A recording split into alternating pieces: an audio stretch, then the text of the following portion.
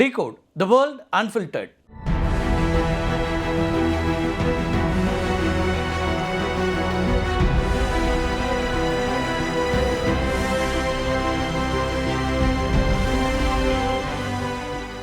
வல்லரசுகளுக்கெல்லாம் சவால் விடக்கூடிய வகையில் அக்னி பிரைம் ஏவுகணையை இந்தியா வெற்றிகரமாக சோதித்து அசத்தி இருக்குது. அதை பற்றி தான் இன்றைக்கி டீகோட் பகுதியில் நம்ம பார்க்க இருக்கிறோம். முதல் முறையாக ரயில் மொபைல் லான்ச்சர் அமைப்பை பயன்படுத்தி ஏவுகணை ஒன்று சோதிக்கப்பட்டிருக்கிறது. இந்த ஏவுகணை 1000 முதல் 2000 கிலோமீட்டர் வரைக்கும் இலக்குகளை துல்லியமாக தாக்கக்கூடிய திறன் கொண்ட ஒரு ஏவுகணை. அக்னி 1 அதுபோல் அக்னி 2 ஏவுகணைகளுடைய மேம்படுத்தப்பட்ட ஒரு பதிப்பு தான் இந்த அக்னி பிரைம்னு சொல்லக்கூடிய இந்த ஏவுகணை. அக்னி தொடருடைய முந்தைய பதிப்புகளை விட எடை குறைவாகவும் கையாளுறதுக்கு எளிமையாகவும் வடிவமைக்கப்பட்டிருக்கக்கூடிய ஒரு ஏவுகணையாக அது இருக்குது. ரயில், சாலை போன்ற பல்வேறு தளங்களிலிருந்து ஏவக்கூடிய வகையில் சிறப்புமிக்க நகரும் ஏவுதள அமைப்பை கொண்டிருப்பதாக அக்னி ஏவுகணை இருக்குது. அதுதான் அதனுடைய சிறப்பம்சம்.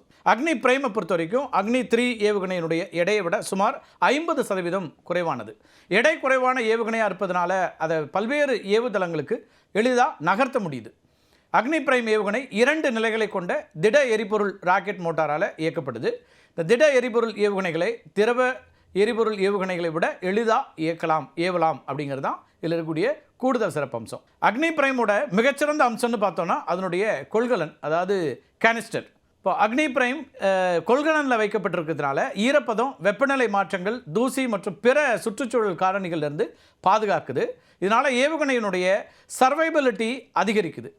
கேனிஸ்டர் தொழில்நுட்பத்தின் மிக முக்கியமான நன்மை அப்படின்னு என்னன்னு பார்த்தோன்னா ஏவுகணையை தயார்படுத்துவதற்கும் ஏவுவதற்கும் ஆகும் நேரத்தை வெகுவாக குறைப்பது தான். ரயில்கள், லாரிகள் போன்ற வாகனங்களில் எளிதாக ஏற்றிச் செல்ல முடியும் அப்படிங்கிறதுனால மொபிலிட்டியும் அதிகமாக இருக்குது.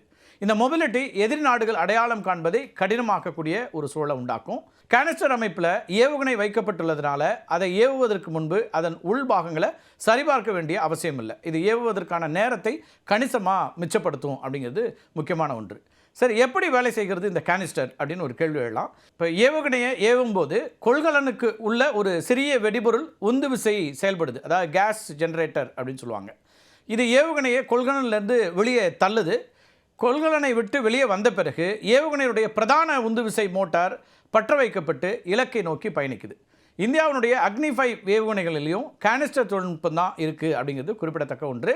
இந்த தொழில்நுட்பத்திற்கு முன்னோடி ரஷ்யா தான், அதாவது சோவியத் யூனியனாக இருந்த ரஷ்யா. அந்த சோவியத் யூனியன் தான் இதுக்கு முன்னோடி. 1980களில் சோவியத் யூனியன் RT-23 மொலோடெட்ஸ் அப்படிங்கிற கண்டம் விட்டு கண்டம் பாயக்கூடிய ஏவுகணையை ரயில் அடிப்படையிலான கேனிஸ்டர் அமைப்பில் நிலைநிறுத்துச்சு. இது உலகின் முதல் ரயில் அடிப்படையிலான அணு ஆயுத ஏவுகணை அப்படின்னு சொல்லலாம். பனிப்போர் காலத்தில் அமெரிக்கா தங்கள் மீது முதலில் தாக்குதல் நடத்தினா அதிலிருந்து பாதுகாத்துக் கொள்வதற்காக சோவியத் யூனியன் என்ன பண்ணுறாங்கன்னா அணு ஆயுத ஏவுகணைகளை மொபைல் கேனிஸ்டர் அமைப்பில் வைத்து ரயில்களிலும் சாலைகளிலும் நகர்த்தி வந்தது. இந்த மூவ் என்ன செய்யுதுன்னா இந்த மிசைல்ஸோடைய இருப்பிடத்தை மறைத்து அவற்றை தாக்குதலிருந்து பாதுகாக்கிறதுக்கு உதவுது. சீனாவும் கண்டம் விட்டு கண்டம் பாயக்கூடிய DF-41 போன்ற ஏவுகணைகளை கேனிஸ்டர் அமைப்பில் தான் வச்சிருக்குது. அமெரிக்கா பொறுத்த வரைக்கும் தன்னுடைய ICBM அமைப்புகளில் கேனிஸ்டர் தொழில்நுட்பத்தை அதிக அளவில் பயன்படுத்துகிறாங்க. அமெரிக்கா அணுசக்தி ஏவுகணைகள் கேனிஸ்டரில் வைத்து சைலோஸ் அப்படின்னு சொல்லப்படக்கூடிய நிலத்தடி ஏவுகணைகள்லேருந்து ஏவப்படுகின்றன. இந்தியா முதல் முறையாக ரயில் மொபைல் லான்ச்சர் அமைப்பை பயன்படுத்தி அக்னி பிரைம் ஏவுகணையை சோதித்திருக்கிறது வெற்றிகரமாக. இதே முறையை ரஷ்யா மற்றும் சீனா நாடுகளும் பயன்படுத்திட்டு இருக்கிறாங்க. 2016ஆம் ஆண்டு சீனா DF-41 ஏவுகணையை ரயில் மொபைல் லான்ச்சர் அமைப்பில் வச்சு சோதனை நடத்துச்சு. America 1980களில் piece keeper rail Garrison அப்படிங்கிற ஒரு திட்டத்தை வகுத்துச்சு. இந்த திட்டத்தின் கீழ் சுமார் 25 ரயில்கள் உருவாக்கப்பட்டுச்சு. அப்போ ஒவ்வொரு ரயிலும் 2 பீஸ் கீப்பர் ஏவுகணைகளை கொண்டிருக்கக்கூடிய வகையில் வடிவமைக்கப்பட்டிருந்துச்சு. இந்த ரயில்களை பொறுத்த வரைக்கும் சாதாரண சரக்கு ரயில்கள் போல தோற்றமளிக்கக்கூடிய வகையில் வடிவமைக்கப்பட்டிருக்கும். அச்சுறுத்தல் அதிகரிக்கும் போது இந்த ரயில்கள் இராணுவ தளங்களிலிருந்து வெளியேறி மற்ற ரயில்களோட கலந்து பயணித்து எதிரிகளை தாக்கக்கூடிய வகையில் வடிவமைக்கப்பட்டிருக்கும். இந்த மிசைல்ஸோட இருப்பிடத்தை எதிரி நாடுகள் கண்டறிவதை தடுக்கும் வகையில் இந்த முறை அப்படிங்கிறது பின்பற்றப்பட்டுச்சு. பனிப்போர் முடிவடைந்த பிறகு செலவுகளை குறைக்கும் பொருட்டு பீஸ் கீப்பர் ரயில் கேரிசன் திட்டத்தை அமெரிக்கா கைவிட்டுருச்சு. இந்த பீஸ் கீப்பர் ஏவுகணையின் மாதிரி national museum of the United States ஏர்ஃபோர்ஸில் காட்சிக்கு இப்போதும் வைக்கப்பட்டிருக்கு. 2021ஆம் ஆண்டு வடகொரியா ரயில் ஏவுதளத்தில் ஏவுகணையை சோதிச்சிருக்குது. இந்த KN-23 ரக பாலிஸ்டிக் ஏவுகணைகளை தென்கொரியா அதனுடைய பியோங்யாங் அப்படிங்கிற மாகாணத்தில் இருக்கக்கூடிய ஒரு கவுண்டியில் சோதித்து பார்க்குது. வடகொரியாவினுடைய ரயில்வே சார்ந்த ஏவுகணை படைப்பிரிவின் செயல்பாட்டு திறனை உறுதிப்படுத்த இந்த சோதனைங்கிறது நடத்தப்பட்டுச்சு. அதுக்கு பிறகு 2022ஆம் ஆண்டில் வடகொரியா மீண்டும் ரயில் அடிப்படையிலான KN-23 குறுகிய தூர பாலிஸ்டிக் ஏவுகணைகளை சோதித்து பார்த்தாங்க. இப்படி பல நாடுகளும் இந்த வகை ஏவுகணைகளை சோதித்து பார்க்கக்கூடிய சூழலை தான் இந்தியா அக்னி பிரைம் ஏவுகணை மேம்படுத்தப்பட்ட வழிகாட்டுதல் மற்றும் வழிநடத்தல் கொண்டிருக்கக்கூடியதாக நம்முடைய இந்த அக்னி பிரைம் இருக்குது. அட்வான்ஸ்ட் நேவிகேஷன் அண்ட் கைடன்ஸ் இந்த அடிப்படையில் இருக்குது. இது இலக்கை துல்லியமாக தாக்கி அழிக்க உதவுது. இந்த ஏவுகணை இலக்குக்கு அருகில் சென்ற பிறகு அதன் பாதையை மாற்றிக்கொள்ளும் திறனையும் கொண்டிருக்கக்கூடியதாக இருக்குது. இது எதிரி நாட்டின் ஏவுகணை எதிர்ப்பு அமைப்புகளை ஏமாற்ற உதவக்கூடிய வகையிலும் அமைக்கப்பட்டிருக்கு. அப்கிரேடட் வெர்ஷன் அப்படின்னு சொல்லலாம். அக்னி பிரைம் ஏவுகணையை ரஷ்யாவுடைய ஸ்கந்தர் M ஏவுகணையோட நிபுணர்கள் ஒப்பிடுறாங்க. 2 ஏவுகணைகளும் ஒரே மாதிரியான கேனிஸ்டர் அமைப்பை கொண்டிருக்கின்றன. இந்த ரஷ்யாவுடைய ஏவுகணை இருக்கு இல்லையா, அது ஒரு சாலை அடிப்படையிலான மொபைல் லான்ச்சரை, ரோட் மொபைல் லான்ச்சர் அப்படின்னு சொல்லியிருக்கோம், அதை கொண்டிருக்கக்கூடியதாக இருக்குது. சுமார் 500 கிலோமீட்டர் திறன் கொண்ட ஒரு குறுகிய வரம்பு பாலிஸ்டிக் ஏவுகணை அது. அக்னி பிரைமை போல சீனாவின் DF-15 ஏவுகணையும் திட எரிபொருள் உந்துவிசை மற்றும் மொபைல் ஏவுதள அமைப்பை கொண்டிருக்கக்கூடியதாக இருக்குது. இந்த DF-15 இருக்கு இல்லையா, இந்த DF-15 ஏவுகணையினுடைய தாக்குதல் வரம்புங்கிறது 600லேருந்து 900 கிலோமீட்டர். அக்னி பிரைம் எடுத்துட்டோன்னா இதை விட அதிகமான தூரத்தை தாக்கக்கூடிய திறன் கொண்டதாக இருக்குது. அக்னி பிரைம் ஏவுகணையை பாதுகாப்பு ஆராய்ச்சி மற்றும் மேம்பாட்டு அமைப்பு உள்நாட்டிலேயே முழுமையாக உருவாக்கி இருக்கிறது. DRDO உங்களுக்கு தெரியும். இது இந்தியாவுடைய தற்சார்பு கொள்கையில் புதிய பாய்ச்சல் அப்படின்னு பாதுகாப்புத்துறை தெரிவித்திருக்கிறது. ஒரு பெருமை மிகு தருணம் அப்படின்னு நம்ம நிச்சயமாக பார்க்கலாம்.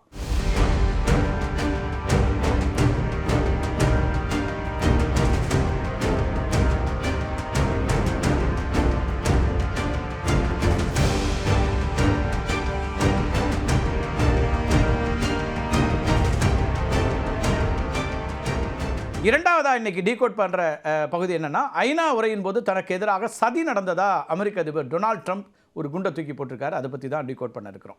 எஸ்கலேட்டர் கோளாறு, டெலிபிராம்டர் கோளாறு, ஒலி அமைப்பு கோளாறு அப்படின்னு 3 விஷயத்தை சொல்லி தனக்கு எதிராக சதி நடக்குது அப்படின்னு அமெரிக்க அதிபர் டொனால்ட் ட்ரம்ப் குறிப்பிட்றாரு. இந்த சதிகள்லாம் விசித்திரமான சம்பவங்கள் அப்படின்னு ஒரு பதிவையும் அவர் இடுறாரு. தன்னுடைய ட்ரூத் சோஷியல் தளத்தில் 387 வார்த்தைகளை கொண்ட நீண்ட ஒரு பதிவை வெளியிட்டிருக்காரு ட்ரம்ப். ஐக்கிய நாடுகள் சபையில் ஏற்பட்ட கோளாறுகள் தற்செயலானவை அல்ல, பெரும் சதி செயல்கள் அப்படின்னு அதில் அவர் சொல்கிறார். கோளாறுகள் 3மே மிகவும் விசித்திரமான மற்றும் கொடூரமான சம்பவங்கள் அப்படின்னு சொல்கிறாரு ட்ரம்ப். இந்த சம்பவங்கள் தனக்கு சங்கடத்தை ஏற்படுத்தவும் தன்னுடைய பேச்சின் தாக்கத்தை குறைக்கவும் வேண்டுமென்றே திட்டமிடப்பட்டவை அப்படிங்கிறதும் அவருடைய பதிவு சொல்லக்கூடிய செய்தியாக இருக்குது. தொழில்நுட்ப கோளாறுகள் ஐநாவில் மற்ற எந்த தலைவரும் உரையாற்றும் போது நடக்கவில்லை அப்படின்னு ஒரு ஆதங்கத்தையும் தெரிவிச்சிருக்கிறாரு ட்ரம்ப். இந்த சம்பவங்கள் குறித்தெல்லாம் விசாரிப்பதற்காக அமெரிக்காவுடைய சீக்ரெட் சர்வீஸ்க்கு உத்தரவிட்டிருக்கிறேன் அப்படின்னு ட்ரம்ப் தெரிவிச்சிருக்காரு. ட்ரம்ப் இந்த அளவுக்கு ஆத்திரம் கொள்ள என்னெல்லாம் காரணம், அவர் சொல்லக்கூடிய இந்த குற்றச்சாட்டுகளில் அடிப்படை இருக்கிறதா அப்படிங்கிறதெல்லாம் நம்ம பார்க்கலாம். ஐக்கிய நாடுகள் சபைக்கு உரையாற்ற சென்றார். 1 மணி நேரத்துக்கு மேலே பேசினார். 15 நிமிஷம் தான் அவர் கொடுக்கப்பட்ட நேரம். ஆனாலும் 1 மணி நேரத்துக்கு மேலாக எல்லா நாடுகளை பற்றியும் விமர்சனங்களை முன் வச்சார். ஐநா சபை பற்றியும் முன் வச்சார். இதெல்லாம் நம்ம ஏற்கனவே ஒரு காணொலியாக வெளியிட்டிருக்கிறோம். அவர் பேசினார் இல்லையா, அப்போ பேச போகும்போது அங்கிருந்த எஸ்கலேட்டர் வேலை செய்யலை. அதுவும் சரியாக அவரும் அவருடைய மனைவி மெலினாவும் எஸ்கலேட்டரில் கால் வைக்கிற தருணத்தில் அது செயலிழந்து நின்று போச்சு. இதனால் இருவரும் படிகளில் ஏறி செல்லக்கூடிய ஒரு சூழல் ஏற்பட்டுச்சு. தாங்கள் சுதாரித்து கொண்டதுனால எஸ்கலேட்டரில் விழவில்லை அப்படின்னும், இல்லைனா குப்புற விழுந்து முகத்தில் கடுமையான காயங்கள் ஏற்பட்டிருக்கும் அப்படின்னும் ட்ரம்ப் ஒரு வேதனையாக தெரிவிக்கிறார் தன்னோட பதிவில்.